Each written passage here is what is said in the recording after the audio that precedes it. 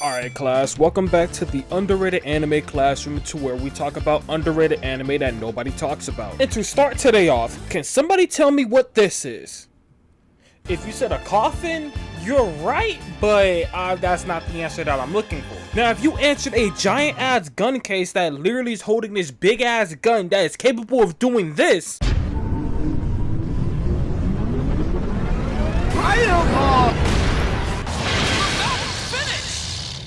then you're right. Chaika the Coffin Princess. This anime right here holds a special place in my heart. Well, sort of. But that's just something that we're just gonna have to get into when we talk about the plot. Now, if you guys do not know what this anime is, pretty much we follow the story of Toru and Chaika and his sister.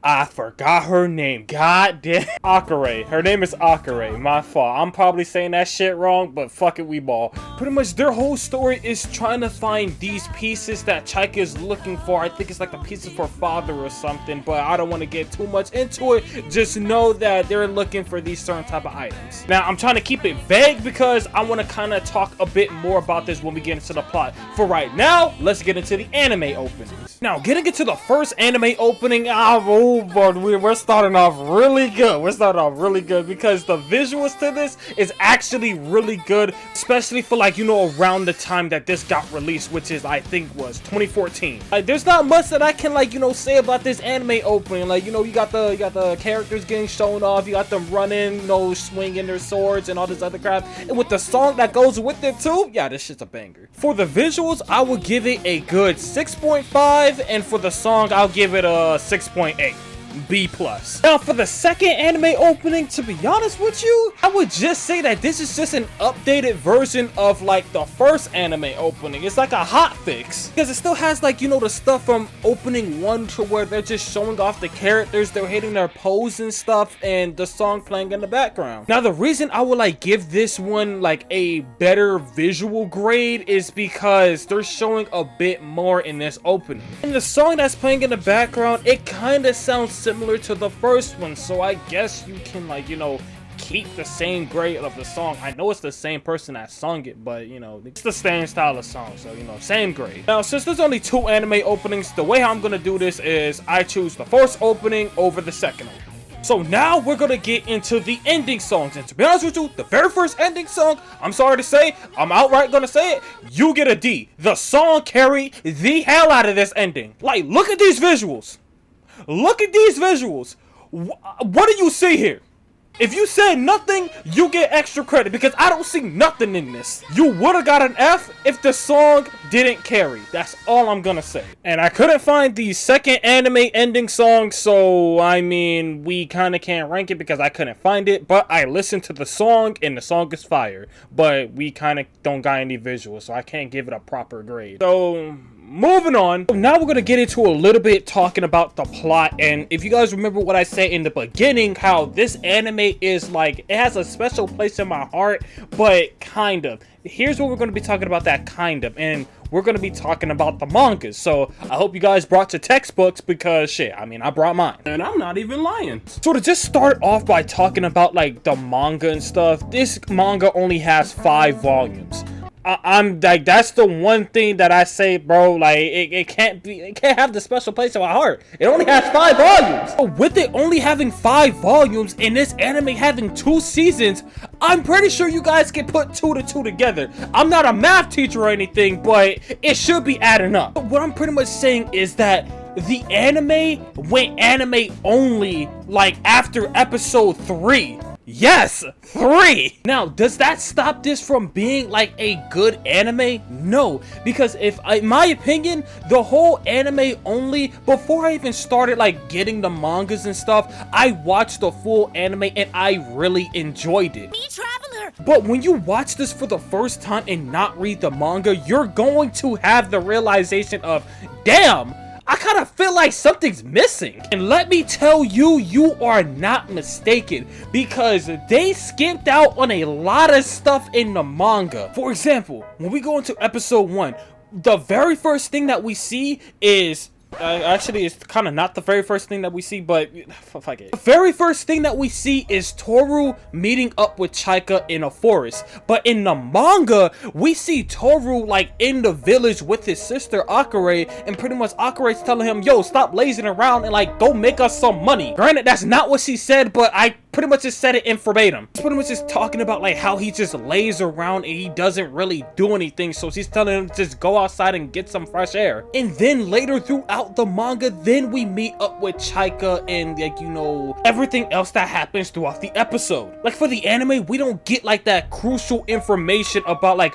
where they're at.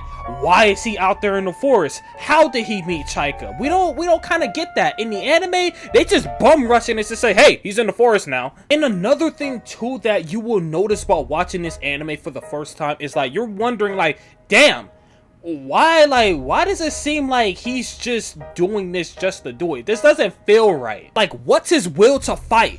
Why did he choose to like, you know, help out Chaika? Why is he even doing this? How did he become this? And guess what? You really want to know? You really want to know? Come closer, come closer.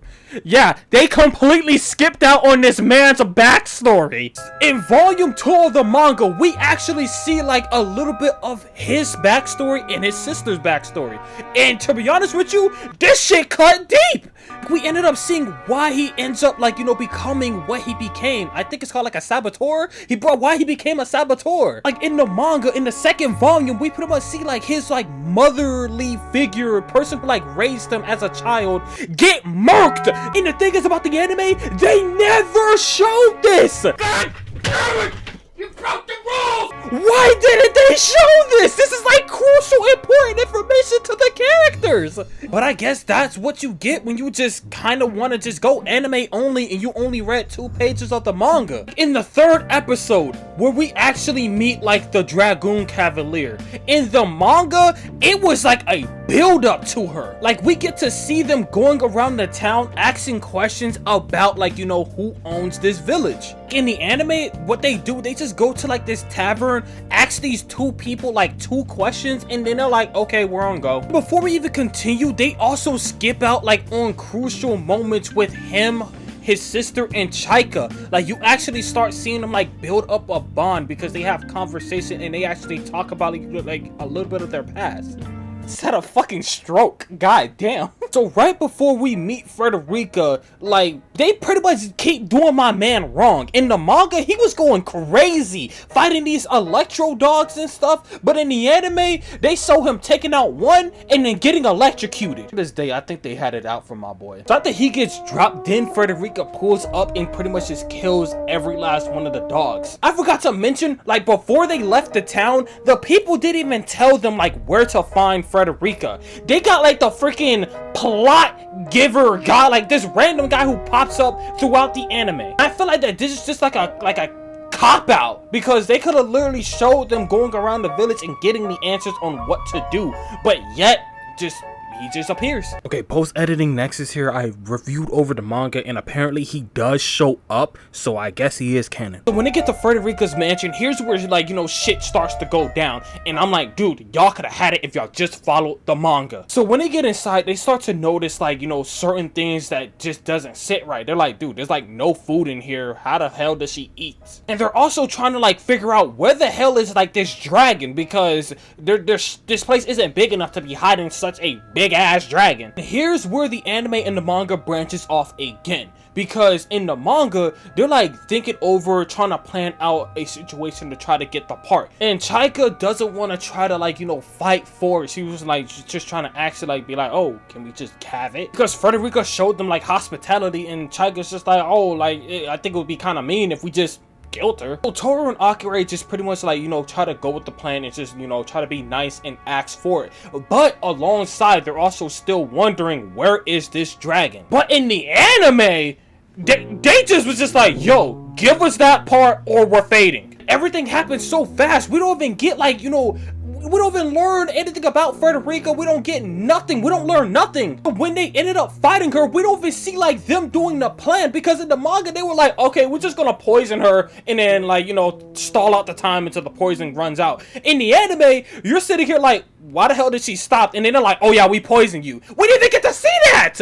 But like I said, after this episode, it just became all anime only. And like, that's not a bad thing per se, because I still end up liking this anime even though it was just a complete clusterfuck. But before reading the mangas, this anime was hands down one of my like top favorite underrated anime to recommend somebody. Like I would say before anybody even watches this, yes, you are going to be confused as hell. It's going to be all over the place. This anime is just a chaos-induced anime, but yet it's my chaos-induced anime. Like, I can get put in an electric chair and they can literally ask me, why the hell do you like this anime? And I simply could not answer them. I just do. And if this anime were to ever in the future get a re-adaptation, I will be the happiest man on the planet, next to getting season 2 of No Game No Life. But hey, if you want to go ahead and give this anime a watch,